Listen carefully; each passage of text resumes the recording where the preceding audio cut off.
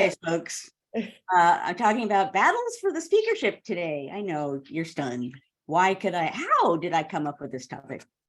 I didn't come up with it at 9 o'clock last night, so that's actually different from the norm. So I am indeed going to put what's happening now in context. I've got a lot to say, but before I begin to say it, I am turning to today's partner in crime, and I believe that Annie might be even watching right now. She's on a train headed to the AHA, the American Historical Association annual meeting. So she can't be here. She's here in spirit. And Jessica has been kind enough to stand in as today's partner in crime. Thank you in advance, Jessica. Yes. And why don't you explain the rules of the game? So good morning, everyone. I'm so glad to be here with my historically appropriate shirt, History and Coffee. Thanks, Mom. And we are going to jump in today to talk about speakership. Please make sure that you put your questions in the Q&A and not in the chat. And so Joanne will impart all of her wisdom. And then at the end of that, first half hour, we will jump into the questions. And then after the hour is up, we will jump into the after party. So welcome, Joanne. Hello, everyone from all over the world. And let's go. Excellent. And I will also say, this is the 144th straight episode.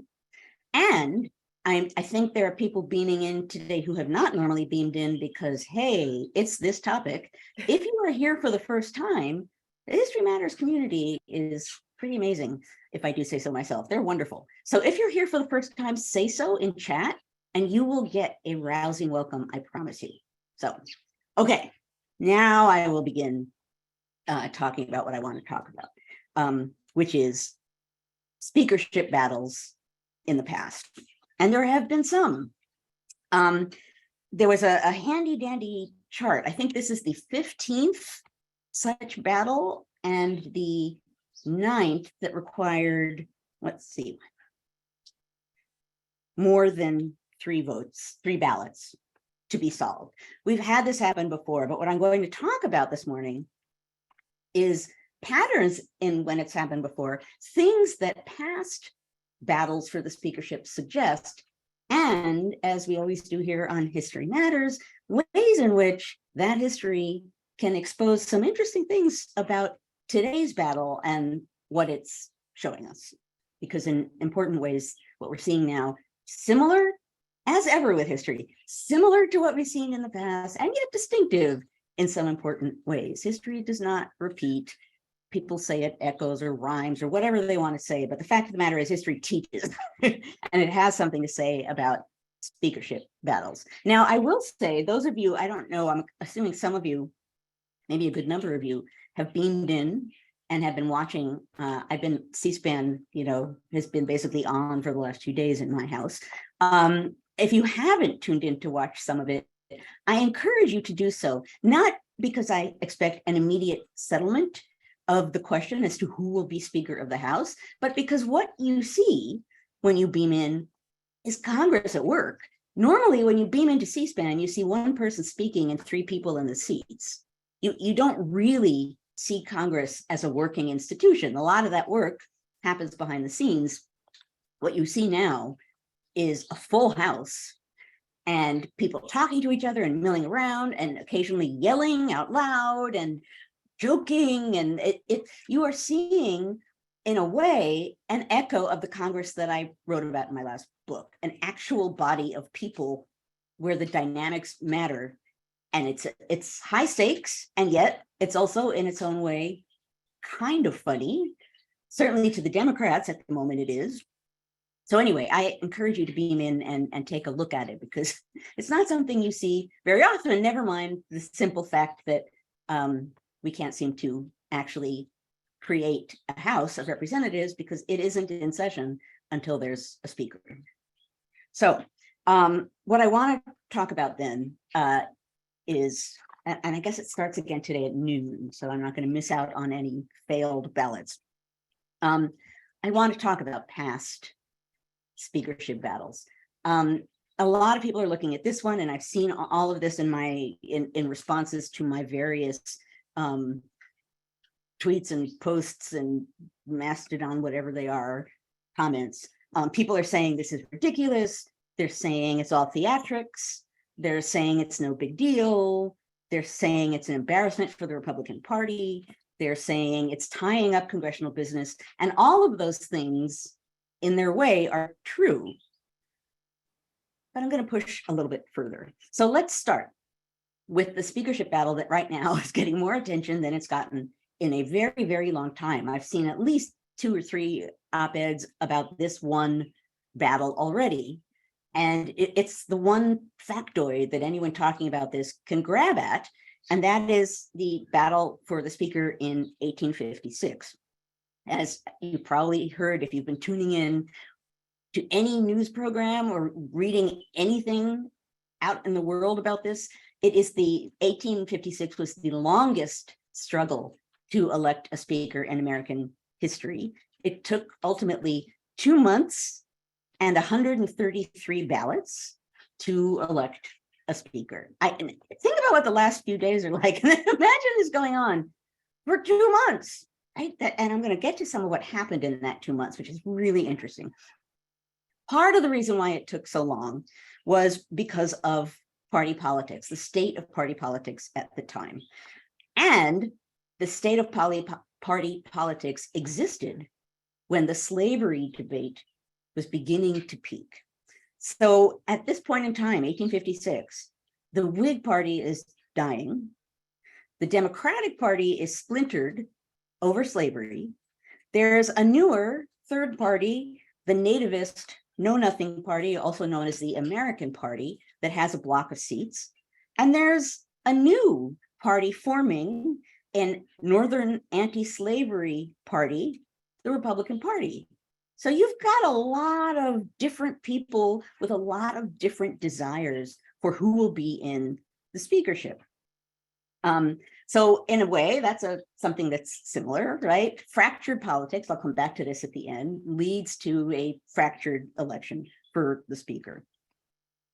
Now, when that battle opened, on the opening day of that Congress, the first ballot for speaker featured 21 different nominees, which really, if you were sitting in that room, you had to know was not a good sign. During the month of December alone, there were 84 ballots. Now, here's an interesting part, and I'm going to come back to this because it's an interesting difference between past battles and the current one. In early January, in desperation by that point, an American Party congressman, Representative Felix Zollicoffer, I love 19th century names, he thought he came up with a way to maybe ease things. He proposed a bill asking the 3 main candidates, by that point there are several main candidates, for the speakership to publicly state their view of recent congressional legislation on slavery. Now think about that, right? That's the issue. To the point that someone can say, I think I'm proposing a bill that will force all the 3 main contenders for the speakership to publicly state what they think about congressional legislation on slavery. That bill passed, and it was voted for by those contenders for the speakership. And there was indeed a kind of congressional inquisition of sorts in which those candidates talked about what they felt about the issue of slavery, and specifically at this moment, slavery's expansion to the West. So we're talking about the fate of slavery, which clearly is an enormous topic. Even with this sort of, I don't know if this is the nuclear option in an age before there were nuclear options, but at any rate, that's pretty extreme. And yet voting continued for another 3 weeks. And in the midst of it, there actually were, surprise, surprise, instances of violence, which, you know, in my most recent book, The Field of Blood, I did find roughly 70 physically violent incidents on the House and Senate floor between the 1830s and the Civil War. So there's a lot. One of them took place in the middle of this speakership debate. One of the main candidates for the speakership was Nathaniel Banks, a Republican. And so that's the new party. This is a big deal. And so Horace Greeley, who is the editor of the New York Tribune at the time, when he denounced an Arkansas representative named Albert Rust for speaking out against Bank, for trying to disqualify Banks, Rust responded by punching Greeley in the head on the Capitol grounds, then followed him to the National Hotel and caned him a short while later. This is the spirit of the 1856 battle for the speakerships. Ultimately, the stalemate seemed so unbreakable that they changed the rules for the election, and instead of requiring one candidate to get more than half of the votes, they changed the rules and required only a plurality, meaning the candidate with the most votes would win. It's only the second time in Congress's history that the House lowered that threshold. And in the end, Republican Nathaniel Banks squeaked through a victory. This was an enormous big deal. I write about it in my book because, see, sirens blared when he became speaker. Brand new, not even fully formed Republican Party, anti-slavery party, which is really saying something. And there's a candidate that gets voted in who, is essentially on their side. That's striking. And people at the time were stunned at this.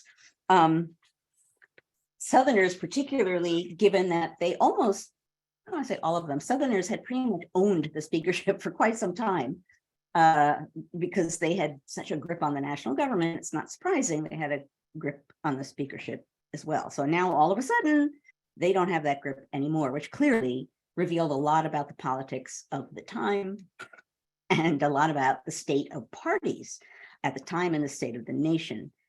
The second and third worst speakership wrangles had a lot of similarities to these two, and they were 1849, which took 63 ballots to resolve, and 1859, which took 44. In the latter case, 1859, so we're bumping up against the Civil War, although of course, people at that moment don't know that, right? We know that looking back. All they know is things are getting really bad on the issue of slavery, and people are really unable to even discuss the topic. So 1859, I'm sorry, I have like so many notes here, but it's kind of off the chart with factoids here.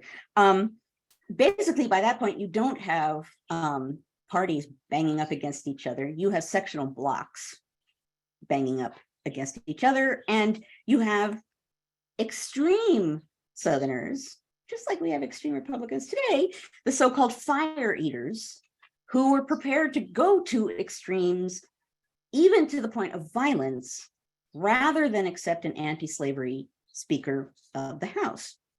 And there was violence during that speakership debate. During the first 8 weeks of the first session alone, there were 8 physical fights in Congress and on the streets of Washington at that moment, and many, I call them scenes, that was their word for them, meaning violent confrontations that didn't necessarily involve blows or pulling a weapon. During the debate, Northern Republican John Hickman of Pennsylvania scoffed that ardent abolitionist John Brown of Harper's Ferry raid fame had scared the entire state of Virginia with a handful of men, right? So there's now bragging and boasting and slapping around going on in the midst of this really contentious battle for the speakership.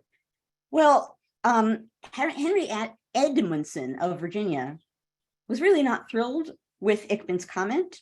So when Edmundson passed Hickman on the street, he slugged him and was pulled away by Representative Lawrence Kit of South Carolina. And I mention that because Lawrence Kit was a fire eater. This was not typical of him to pull things down, to try and calm things down. And I'm going to offer a pretty remarkable, not even quite an anecdote, something that happened that is not necessarily apparent that it happened, but, and I'm probably not the first to see this, but certainly I found evidence from people in the midst of it, non-congressmen in the midst of it, noting what was happening, and they were scared by it. South Carolina governor, and I don't know if it's William Gist or Gist, but it's G-I-S-T, in the middle of this battle, told his state's delegation that if a Republican, if an anti-slavery congressman was put in the speakership, he should be removed by force. He even promised to send armed forces to Washington if a Republican won the speakership, writing that he was, quote, prepared to wade in blood rather than submit to inequality and degradation. He then said, a governor can't launch this kind of violence. I can't attack Congress, but you, my Southern delegation, my fellow South Carolinians, you can stand up for the South, for slavery, for South Carolina on the floor. I leave this to you. So Lawrence Kit, South Carolina fire eater, takes his cue and apparently made plans. And this was a letter that I found at Duke University in Lawrence Kitt's papers. It's the joy of being a historian, right? I was like, I must find out about this. Where are Lawrence Kitt's papers? Oh, they're at Duke. There was a letter in his papers from his wife, Susanna. He called her Sue a lot.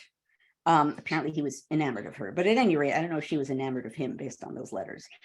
But Susanna Kit wrote a letter to her brother in December of 1859. So as this battle is roaring, she writes a letter to her brother, and it's clear that she's in a panic. And here is what she says. She says that her husband and 3 armed Southerners had just left her parlor, and they were vowing to, quote, fight to the knife on the floor of Congress if a Republican was given the speakership, and, quote, either take possession of the Capitol or fall. This is what she heard going on in her parlor. She's writing to her brother, and she's clearly frightened, and she has no idea what she should do in this moment. I don't know what she did in that moment. There was no more evidence of that. What's striking about that is what she overheard. And it's not one of the people in the mix of it, right? It's someone on the outside looking in, and it's her husband. And this is what she says was happening. Now, ultimately, there is no bloody onslaught in the House. And the person who wins the speakership he is a Republican, but he's very moderate on slavery. William Pennington of New Jersey. He had recently become Republican, not an extremist in any way, really, on slavery, like some things that Congress did, dislike some things that Congress did, kind of a compromise candidate, though really a pretty weak compromise, because in the ultimate vote that gave him the speakership, every Northerner in the House voted for him. Every Southerner but one voted against him. So it's clear where things are in the House at that point. Okay, so those are some past battles for speakership. I glanced back, and I only have a few more minutes that I can speak before we open things up to question, but I glanced back at other battles for the speakership that took more than 3 ballots. There was one in 1819, 1820. There was one in 1821. Those were largely already having something to do with the fate of slavery and what different speaker candidates felt about it. Part of the problem in those elections, or at least in the first one, is that Henry Clay decided not to be speaker, and that opened many options. But at any rate, the patterns I'm describing here, that there's an issue at the heart of these battles, that, and it's pretty much slavery, and that, and to some degree, party chaos, party fracturing, party splintering is helping these battles happen. Those are patterns, and they help explain why, with the exception of 1923, the most recent battle for the speakership of this scale was in 1859. They're all before the Civil War. They're at a time when you have slavery as the issue, seemingly uncompromisable, even though they tried, really not. And you had parties coming and going and fracturing. So between those two things, it makes sense that the battles for Speaker of the House, a really important position, right? The Speaker's going to name committee chairs. The Speaker is going to have a big impact on the business that Congress does. Makes sense. These battles were taking place in that time. So let's turn briefly to today. What do we see? Well, we certainly see a small group of people, let's say 20, who are largely playing a politics of personality more than anything else, right? They're doing much of what they have been doing before this point, even before campaigning and the midterm elections. They are making, playing to the cameras, talking to their constituents, being uncompromising, denouncing, or let's say not denouncing, resisting against the regular operation of government institutions, kind of standing off as a group of people who have proven themselves in the past not overly friendly to some basic democratic precepts and pretty friendly to the idea of dramatically changing the nature of American politics in some pretty different ways from what it's been before. People are using the word fascist. I'm not going to apply that, but there are deniers of the election of 2020 and a lot of other extremists represented by that group. Some of them seemingly, potentially involved in the January 6th attack, right? So that's an extreme group. So there you have these people, but interestingly, as they hold the House hostage, they're not holding the House hostage for a political issue. This isn't about an issue, and it's not about a policy. This is about power. We don't have people, we're not watching a struggle in which the people holding out can say, you know what, if you support the coming bill on X, then I could support you for Speaker. That's not what's happening seemingly at all. And I can certainly be contradicted by whatever the heck appears in the press today. But what we're hearing is that candidate Kevin McCarthy is reportedly offering things like the ability for one representative to demand a flash vote that can oust the Speaker. That's a potential Speaker surrendering power to people who want power. What we're looking at now, it is about party politics and a fractured party. It's not about an issue that can be debated, if not always resolved. It's about a politics of personality, let's say a politics to some degree of destruction. And what we're watching is the clash on the floor of these two parts of the Republican Party, the part that's extreme extremists, and the rest of the Republican Party, which until this point has been pretty quiet on the actions of these extremists, right? How many times have people said in recent years, why aren't the Republicans speaking out? Why don't they say something about this? And some Republicans have, and I am grateful for that, but many have not. So what we have right now is Republicans who have stood by while these sort of extremists, I'll go back to that word, have been trying to erode government power, have been unfriendly to democratic governance.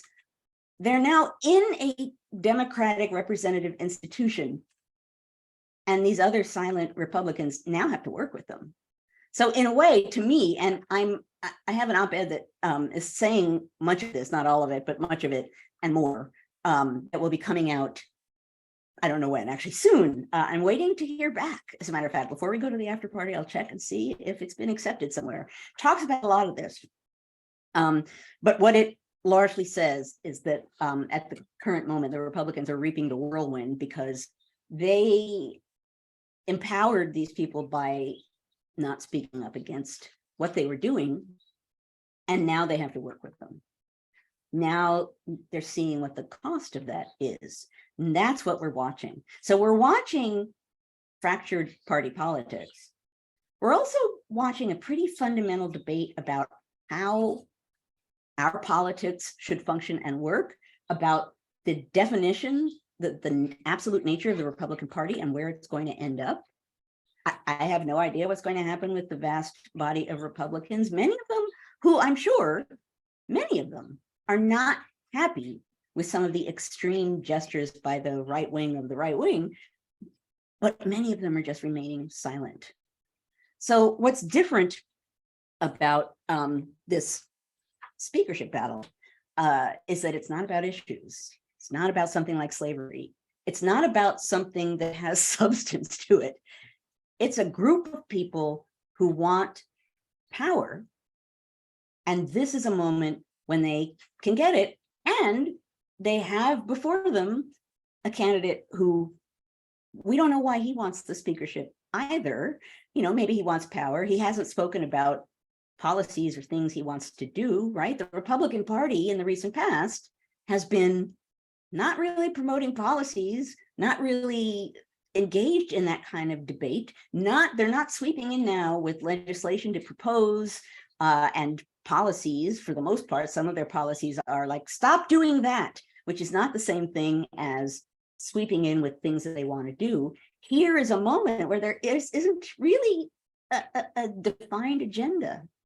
All of the gaps and absences in what's going on right now. And we are watching that play out in a really interesting and nerve-wracking kind of way. So that's, to me, one of the things that these past speakership battles show. The nature of the Republican Party, the way in which our politics today is so, I don't want to say polarized because that's almost meaningless at this point.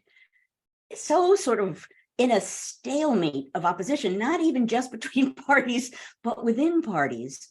And so clearly about not really a political issue, but just the nature of democratic politics. There's a deep meaning here to what's going on. So bear that in mind as we see what comes next. Think about what the people who are contending for power are claiming they want or not claiming they want. Bear in mind the history of these battles as we watch whatever the heck happens next unfold on the floor of the House. Okay, I'm going to stop talking precisely to the minute at the time when I want to, and we are going to welcome questions. All right, thank you. Oh, it looks like we're getting calls for the mug reveal. Man, I got all worked up. And I forgot the mug. Thank you for the calls.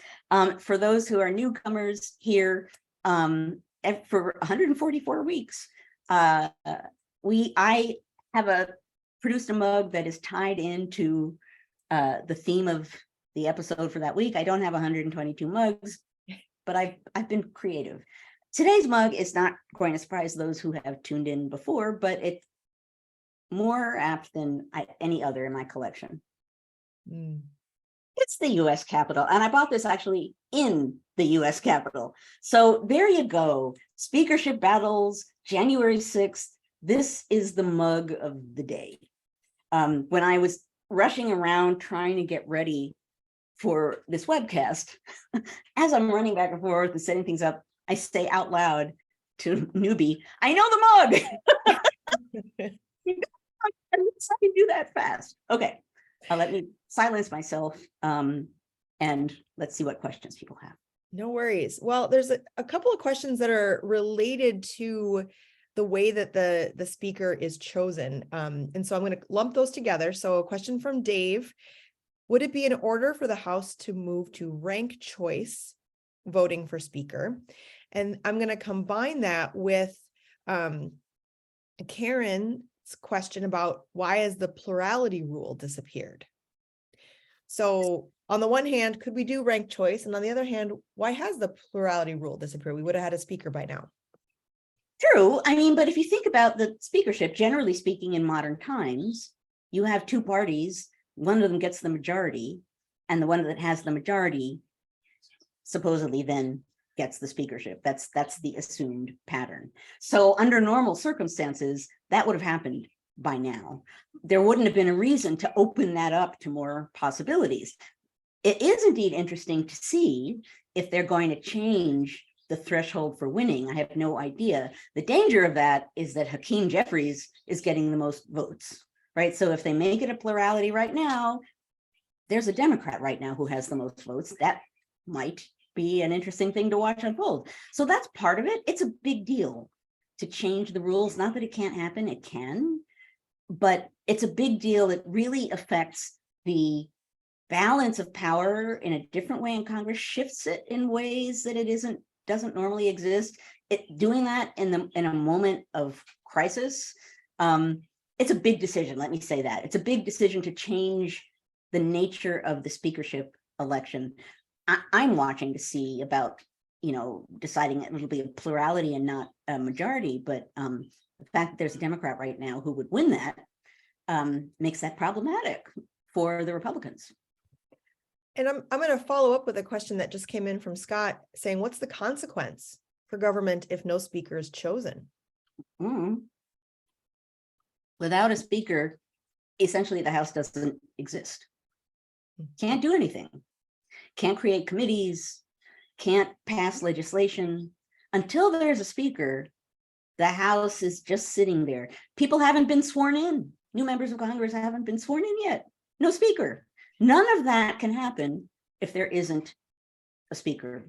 I was thinking this morning when I woke up about a past speakership contest in the past, as one is wont to do, apparently, in 2023. And the quote that came to mind, and I don't remember what year it was, literally, it was in my head when I woke up. We live in such times. Henry Wise of Virginia was talking about this moment.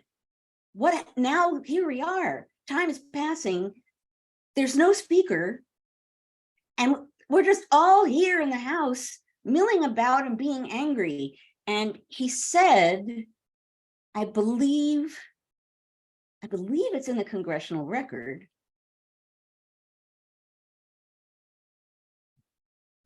Oh, your sound just cut out.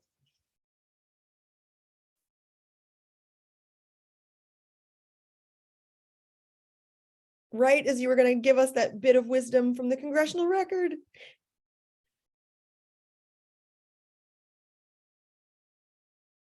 Oh, you're muted, so if you unmute.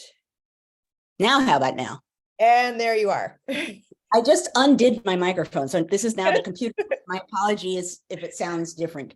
So what Henry Wise said in his anxiety at this moment, when people are just milling about and there's no speaker and the House doesn't really exist, I built up the suspense for that one, didn't I? He said, and I think it's in the congressional record, quote, "And now we are a mob. There is no House." So there are a lot of people, logically enough, on social media asking this question because it's a really good question. One of the fights that broke out during a speakership battle, I don't remember which year because there are a lot of them. A fight or a near fight, an eruption happened on the House floor, and people were running at each other, and it could have been potentially really bad. But there were no officers for the House elected, no, sergeant at arms or anything else. There was no House. So the former sergeant at arms was like, uh-oh.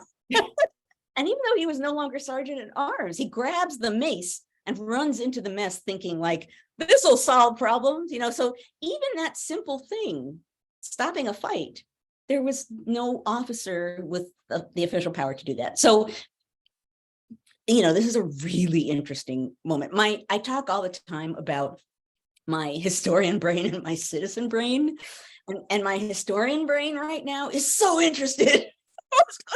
My historian brain has been sitting in front of C-SPAN, and I wrote a whole op-ed yesterday. I don't write that fast, so my historian brain is going full force. My citizen brain is really unhappy and a little bit freaked out. So, as an American citizen, this is ugly, this is bad, and this, you have to know that once we finally have a speaker, it's not like this division is going to go away. This is a wonderful hint of what's to come in the next session of Congress. Well, let's jump into your historian brain then. We got a question from Dale asking, what would the election campaign of a quote fire eater look like? Oh, wow. Well, it's interesting. By the time you get to that point in American history, the violence, the threat of violence, and the statements of definitive extreme policies are pretty much out in the air. This is the period when the late 1850s, when Republicans and this new Republican Party who are running for Congress, they are campaigning on a promise to fight the slave power. And in Congress, they mean fight. I write about an incident in my book in which one congressman on his way back to Washington in this period is given a gift by some constituents at a train station, and it's a gun. And on it are the words free speech. So his constituents are asking him to fight, right? So fighting and violence are there. You have a lot of people. Degradation is a word I read in a quote today. Fanaticism, another word that appears everywhere in this campaigning. The idea, certainly for Southerners, is that these people are out to erase us. They're fanatics. They are degrading us, and we will do anything it takes to keep them out. There's a moment, I think in 1859, not during the speakership debate, when one Southerner stands up and essentially says, I hope this body doesn't think they're going to get rid of us or dismiss us or push us to the side, because if you think that's what you're going to do, we're going to resist that by force. We're going to resist that with violence, and we might burn this Capitol to the ground. Right? That's what campaigning sounds like, certainly particularly in the late 1850s. So the fire eaters, there are a lot of people in Congress, not oodles, but from time to time, some who run and campaign on the idea that they're bullies. And that's the word people use at the time. They run for Congress with the idea that they will fight in whatever way is necessary to defend their causes and their constituents. And they come into Congress and they're known as fighting men. And everyone knows what they're going to do. They are fighting men who are literally willing to fight for what they represent. So that's always the case. But when you get to the peak of the slavery debate in the mid and late 1850s, that kind of bullying has a different impact. Henry Wise, who said, "Now we are a mob," he's in a way, my not my number one bully, because Preston Brooks kind of wins a prize, but certainly Henry Wise is my most frequent fighter. Constantly threatening people, daring them. If they speak, he'll challenge them to a duel, rolling up his sleeves to suggest he's going to throw a punch. And what that does, he doesn't have to be violent to have an impact, which is also something to bear in mind a lot when thinking about today's politics. If there are people threatening disaster but not acting on that threat, if people believe that the threat might be carried out, that's powerful bullying. Right? You don't necessarily have to be violent to bully people into silence or compliance. That's certainly what happens in the antebellum Congress. I have no idea what we're going to see. Contingency. For those who are new here, people play bingo based on the words that I say during History Matters episodes. And the word that should be on my forehead that I say all the time is contingency, that we're in a moment of extreme contingency, that history is contingent. This is a moment of extreme contingency, because honestly, who the heck knows what's going to happen next? We'll end up with a speaker. Mm-hmm. I'm pretty open to how that's going to happen, or, pretty open to the implications as well. So it's important to recognize when you're looking in the past, and particularly at these congressional battles of the past, people don't know a civil war is coming. They're in the moment. Things are contingent in the future. They're acting on that. We're in the same extreme kind of moment now. So in making that connection between past and present, I've got two questions that are connected on that. So Dale asks about, in these past times of this lengthy speakership voting, how did the winners then govern? afterward. And then connected to that is a question from Cece, who says that McCarthy is offering a bunch of things in order to get votes, but then if he's elected, can he make these offers and then just ignore them? Well, now let me do the second one first, and then you'll Okay. remind me what the first one was. So here's an interesting issue right now. He's making promises. Again, a lot of these promises, I think some involve being chairs of committees or whatever. Some have to do with the easiness of removing him from the speakership, which is basically saying, I don't need any power. Just give me the speakership, right? That's all I need. But we're in this moment when there's constantly promises being broken, rules and norms being violated, or just ignored, lies in abundance, right? We're in this weird moment when not all politicians, not all members of Congress, but some have been kind of free and easy with the facts. In that climate, what happens if you make a promise? What happens if you elect someone to Congress who made up his entire life? Right? Talk about a big lie. He's in Congress. Or he will be when he's sworn in. Sworn in, he will be. In this moment, when we've been watching, and particularly some on the right, sort of do whatever it takes to get what they want and violating some norms to get it, and promising, let's look at Supreme Court justices who promise one thing about Roe v. Wade and yet act differently. This is an interesting moment to rely on promises.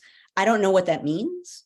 And again, I do not know what's happening behind the scenes. Clearly, to find out what was happening behind the scenes in doing my book, that was a trick, because the press wasn't allowed. So I had to dig in people's papers and look in their diaries. And at any rate, who knows what's going on right now? But it's going to be danged interesting to find out.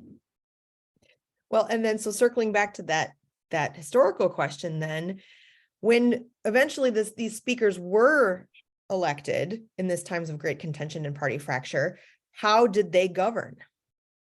Well, so here's the interesting thing, is that formally speaking, the speakership is not a party position.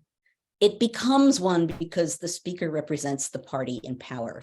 When you look, not all the time, but look at the period I know best, right, the first half of the 19th century, what speakers tend to do is, generally speaking, I've used the word speak so many times in this sentence, generally speaking, they are presiding over the House, but they can't be too extremely biased, or they will basically, no one will have any faith in anything Congress does, but they can lean in the direction of the people they support. So they can call on people from their party to speak more often. They can put people who agree with them on committees and give them chairs of committees. They can do all kinds of things to give their party power. And they also have some power to talk about rules, and rules can affect a lot as well. So the speaker, although not a party position, has certainly been used in favor of parties in some pretty dramatic ways. There's a quote in my book in which, and I don't remember even the parties for the year. What I remember is there's a speaker in power from one party, and someone stands up. He's been silenced from another party, and he says something like, "Hey, someone called James Buchanan an ass last week. Why can't I call Franklin Pierce an ass?" It's like, the speaker objected to one party saying something and not the other party saying something. So anyway, parties end up mattering a lot once you have that person in. Then it depends on, a good speaker, even though obviously they support their party, a good speaker is thinking of the institution and the working of the institution and the public looking on, right? I mean, this is our branch of government. Mm-hmm. They are representing us. Seems like some people forget that, but they are our representatives representing our interest. So a good speaker doesn't forget that fact, and you can like or dislike Nancy Pelosi, but she never let that fact go. right? You may not like what she did, and she did things certainly that favored Democrats, but she wasn't so over the line crazy in that direction that she kind of made everything that she did, disqualified everything that happened in the House, everything that she did. I think that's in a time when there's party politics and strong party opposition, a speaker can favor their party and yet be more broad-minded in a way that gives people faith in Congress and in the government. And is that the direction you see this going? Oh, I have no idea. I mean, I have no idea. I mean, honestly, you know, a historian, if Kevin McCarthy is given the speakership, what does that mean? I have no idea. If he agrees to give all of this power up, I certainly think, depending on what happens, the person who is in the speaker position is going to be way more likely to be biased than they might be under other circumstances, because everything is leaning in that way. And we're in a moment where it's almost as though if you don't favor the people of your side, you know, how many times have you heard we're in a battle for the survival of democracy? With that on the billboard, you're not going to take the speakership and be sort of right. You're going to be expected to do some things with some degree of power. So I think we'll see more partisanship maybe than we have in the recent past, and that's saying something in what's to come. But who knows? You know, what if we end up with a Democratic speaker? You know, that seems highly unlikely to me, but I can't say it's impossible. Has it happened before?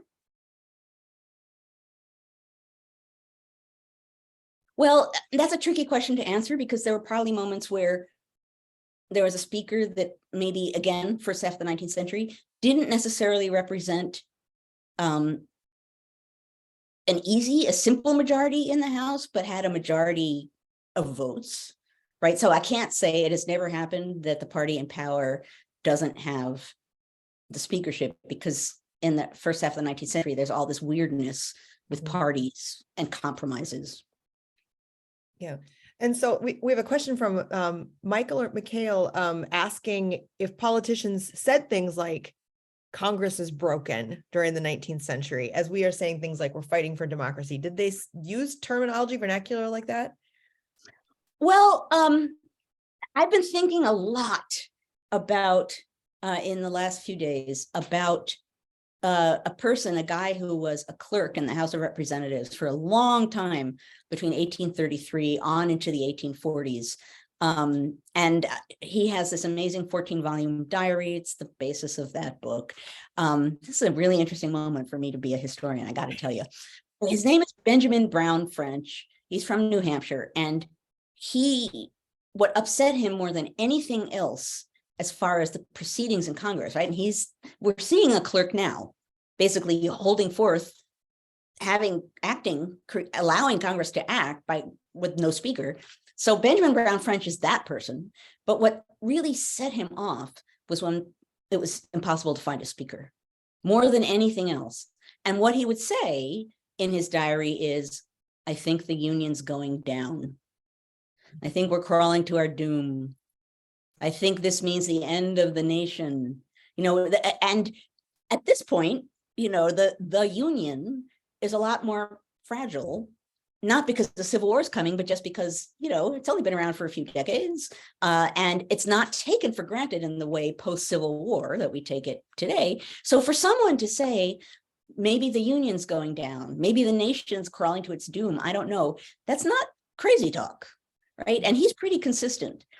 So yeah, some people certainly saw these stalemates and saw it as a really bad sign about the state of the nation. I think as far as talk about democracy goes, that kind of stuff came up, as far as I know, most often during debate when they were talking about rules and how they affect minorities and majorities in the power they have on the floor. You know, who can object to things? How can they object to things?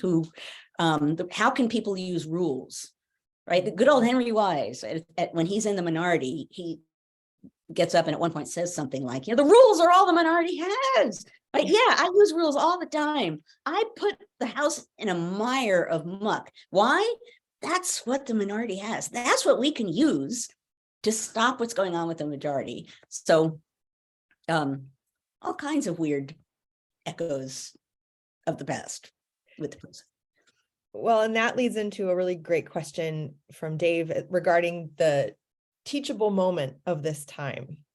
So what are the teaching moments for history teachers at all levels to be made with this current race for speaker, and what lessons can they use about this moment in time? Ooh, what a good question. Okay, I'm gonna, off the top of my head, come up with some. Number one, not surprising, contingency, right? This is how things happen, right? This is when they look back at things like the coming of the Civil War, any big event, what it felt like was, uh-oh, what's happening next? And we're in this weird uh-oh moment, particularly for students who probably take for granted that things just burble along and everyone knows what's going to happen. That's a really teachable moment, that we really don't know what comes next. Also, as I said at the outset, teachable moment, what does Congress actually do? And looking at it, right? Watching the body, I think people think, again, students, Congress, right? This institution. It would be a wonderful teachable moment to remind people what Congress is, right? It's a body of people who are hopefully debating and compromising to do things. So it actually is a kind of in-your-face lesson about how the government works. I would say it's that too. I would say you could certainly teach a lesson about party politics and how extreme that can be, right? And certainly a big teachable thing about this would be, in so many ways, you can say a version of what I did today, which is, this is something, but you know what? It's happened before, blah, blah, blah, blah, but here's what's different now. History is always happening, right? Life is history, but there are sometimes moments that it's very obvious are historically significant in a distinctive kind of way. And this has now become one. And I think explaining that to students, and that in and of itself, I remember being in school and being, I don't remember what, little kid watching the funeral procession, maybe for a president. And I was told what it meant.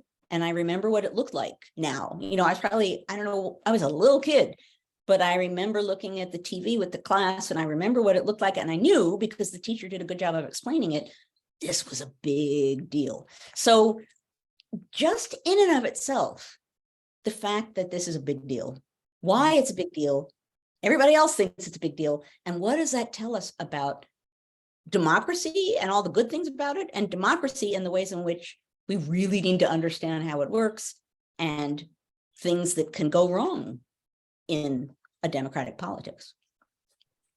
So we've got about 4 minutes left, and there's a couple of questions relating to one specific thing that I think would be a good one to end on. Does the speaker have to be a member of the House? Apparently not. Someone asked on some social media platform yesterday, does the speaker have to be human? Because Newbie the history bird, he would be great. He would have lots to say. Here's a great example of, who knows what can happen.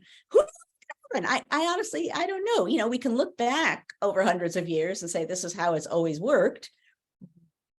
But that doesn't mean it will always work that way, right? I mean, the attack on the Capitol on January 6th, it's not as though there hasn't been violence in politics. It's not as though people have used violence to attack the government. It's not as though people have tried to get in the way of elections. It's not as though there's been mass, usually incorrect accusations of voting fraud. It's not a lot of things that happened on that day. It's not like this is new.